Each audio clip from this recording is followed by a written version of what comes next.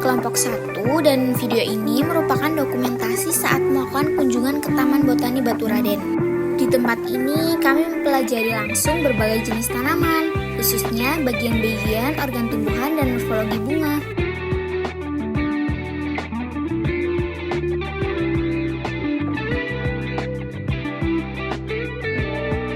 Sebelum penjelasan tentang morfologi bunga, kalian harus tahu dulu apa itu botani. Jadi, botani adalah cabang ilmu biologi yang membahas tentang tumbuhan, mulai dari struktur, fungsi, hingga manfaatnya dalam kehidupan. Nah, melalui pengamatan langsung di taman ini, kami bisa melihat berbagai bentuk dan karakteristik bunga yang menarik untuk dipelajari. Nah, selanjutnya akan ditampilkan morfologi bunga dari bunga yang kelompok kami pilih. Tonton terus sampai selesai ya. Halo, perkenalkan nama saya Nur Amali Septiani dengan NIM 055 dan di sini saya akan menjelaskan bagian tentang morfologi bunga melati. Bisa kita lihat pada gambar yang saya tampilkan di samping saya ini, yaitu adalah dokumentasi bunga melati yang saya ambil pada saat saya berkunjung ke Taman Botani Baturaden. Bunga melati pagar ini tergolong sebagai bunga majemuk, dengan bentuk khas menyerupai lonceng atau corong kecil. Selain itu, bunga ini termasuk bunga sempurna karena memiliki organ reproduksi jantan dan reproduksi betina dalam satu bunga. Bagian yang kedua ada struktur dan morfologi bunga melati. Yang pertama, mari kita lihat bagian-bagian dari bunga melati ini. Yang pertama ada kelopak, berjumlah 5, bentuknya menyerupai bintang. Yang kedua ada mahkota, berwarna putih, berbentuk tabung yang terbuka di ujungnya. Yang ketiga ada benang sari, terdiri dari 5 buah, melekat pada bagian dalam tabung mahkota. Selanjutnya ada putik, memiliki 1 kepala putik dan ovarium kecil, dan ovariumnya tipe superior, terdiri dari 2 karpel yang menyatu. Secara morfologi, bentuknya bintang dengan 5 kelopak yang menyatu di bagian dasar, menyerupai corong. Ukurannya kecil hingga sedang, sekitar 3-5 cm diameternya. Warnanya putih dominan, kadang ada sentuhan kehijauan di tengahnya. Aromanya harum, harumnya khas, lembut dan menyegarkan. Ini juga yang membuatnya banyak dimanfaatkan dalam rangkaian bunga dan tanaman hias. Demikian penjelasan saya mengenai morfologi bunga melati. Terima kasih atas perhatiannya. Halo semuanya, hari ini aku mau ajak kalian mengenal lebih dekat salah satu bunga tropis yang unik dan cantik, yaitu bunga Heliconia, atau lebih dikenal sebagai bunga pisang-pisangan. Aku menemukan bunga ini di Taman Botani, dan sekarang kita bahas bagian-bagian morfologi bunganya, khususnya dari segi botani. Dari segi morfologi bunga, Heliconia punya bentuk yang sangat mencolok. Bagian paling terlihat adalah braktea, atau kelopak pelindung yang besar dan berwarna terang, biasanya merah, orange, atau kuning. Braktea ini bukan bunga sejatinya, tapi berfungsi melindungi bunga kecil yang ada di dalamnya. Bunga sejatinya justru kecil dan sering tersembunyi di bagian-bagian penting, seperti benang sari, sebagai alat reproduksi jantan yang menghasilkan serbuk sari. Putik, bagian betina yang menerima serbuk sari saat penyerbukan. Mahkota, bunga biasanya kecil, bersembunyi, dan tidak mencolok dibandingkan brakteanya. Tangkai, bunga panjang dan tegak menopang braktea serta bunga sejati. Heliconia punya bentuk zigomorfik, yang artinya bentuknya tidak simetris. Ukurannya biasanya mencapai 15-30 cm tergantung spesiesnya. Warna brakteanya sangat menarik dan beragam. Dan meskipun cantik, bunga ini tidak memiliki aroma yang kuat. Dalam botani, bunga Heliconia termasuk keluarga Heliconiaceae dan sering dijumpai di daerah tropis.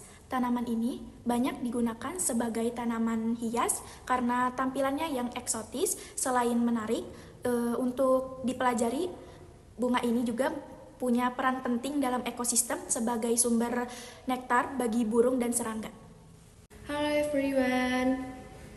Perkenalkan, saya Andini Amanatus Soliha dengan NIM 240105011. Pada video kali ini saya akan membahas morfologi bunga anggrek bulan atau secara ilmiah disebut dengan Phalaenopsis amabilis, salah satu spesies dari famili Orchidaceae yang terkenal karena keindahan dan juga keunikannya. Secara morfologi, bunga anggrek bulan tergolong dalam bunga zigomorfik, yaitu bunga yang hanya dapat dibagi simetris pada satu bidang saja. Bunganya juga termasuk bunga lengkap dan sempurna karena memiliki seluruh bagian organ bunga, yaitu kelopak atau sepal, mahkota atau petal, benang sari atau stamen, dan putik atau pistil. Struktur perhiasan bunganya terdiri atas 3 sepal dan 3 petal. Salah satu petal termodifikasi menjadi labellum atau bibir bunga yang berperan dalam menarik dan memandu serangga penyerbuk.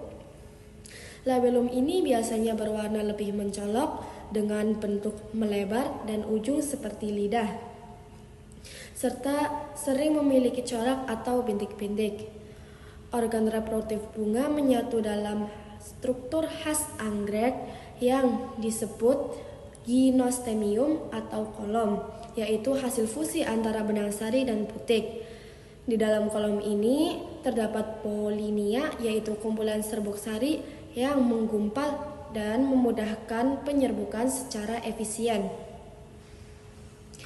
Bunga anggrek bulan biasanya tumbuh pada perbungaan racemose dengan satu tangkai bunga utama yang menghasilkan beberapa kuntum bunga.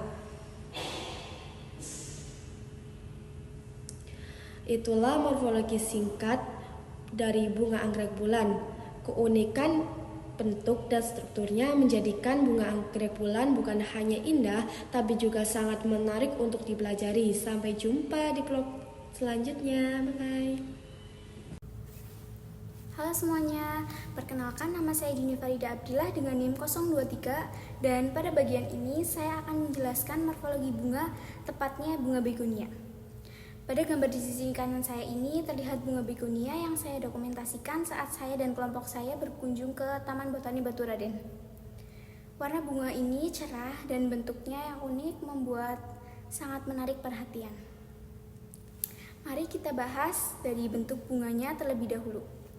Begonia memiliki bentuk asimetris atau zygomorph, artinya jika dibelah dua, bentuk sisi kanan dan sisi kirinya tidak sama. Ukuran bunganya kecil hingga sedang, sekitar 1-3 cm. Selanjutnya kita lihat warnanya seperti yang tampak pada gambar. Kelopak bunga ini berwarna merah cerah atau merah muda yang berfungsi untuk menarik penyerbuk seperti lebah dan kupu-kupu. Namun, bunga begonia tidak memiliki aroma yang kuat, bahkan cenderung tidak beraroma. Sekarang kita bahas bagian reproduktifnya ya. Begonia termasuk bunga tidak sempurna karena alat kelamin jantan dan betina terpisah, tetapi masih dalam satu tanaman. Pada gambar bunga jantan di kanan ini terlihat jelas benang sari yang dapat banyak, namun tidak ada putik. Sementara itu bunga betina seperti yang juga ditampilkan memiliki putik dan ovarium, tetapi tidak memiliki benang sari. Lalu mari kita perhatikan susunan bunganya seperti yang dilihat di gambar. Bunga begonia tumbuh berkelompok sehingga dikategorikan sebagai bunga majemuk.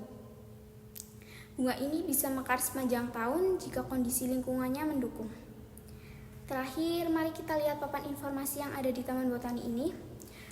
Tertulis bahwa begonia berasal dari daerah tropis dan subtropis seperti Asia dan Amerika Selatan. Selain itu, sebagai tanaman hias, begonia juga digunakan dalam pengobatan tradisional, misalnya untuk mengobati sifilis. Demikian penjelasan saya mengenai morfologi bunga begonia. Terima kasih. Hai teman-teman, perkenalkan nama saya Dini Nuraini dengan NIM 024. Kali ini saya mau membahas bunga yang sering banget kita lihat di taman, di halaman rumah, dan halaman sekolah, yaitu bunga asoka. Bunga asoka ini mempunyai warna yang beragam, yaitu warna merah, oranye, kuning, dan warna merah muda yang sangat menarik perhatian. Selain cantik dan berwarna merah, ternyata bunga asoka mempunyai struktur yang sangat menarik loh. Yuk kita bahas morfologinya secara singkat. Pertama, bunga asoka mempunyai kelopak pada bagian hijau di luar bunga. Kedua, ada mahkota bunga pada bagian yang warnanya mencolok berbentuk panjang seperti tabung. Yang ketiga, ada benang sari bagian jantan yang menghasilkan serbuk sari, dan putik bagian betina yang bakal jadi buah. Bunga asoka ini termasuk bunga sempurna karena mempunyai struktur bunga yang sangat lengkap. Bunga asoka ini sering tumbuh bergerombol dan ternyata juga dipakai dalam pengobatan tradisional. Jadi bunga asoka ini bukan cuma hiasan loh. Segitu dulu bahasan singkat tentang morfologi bunga asoka. Sampai jumpa di vlog selanjutnya.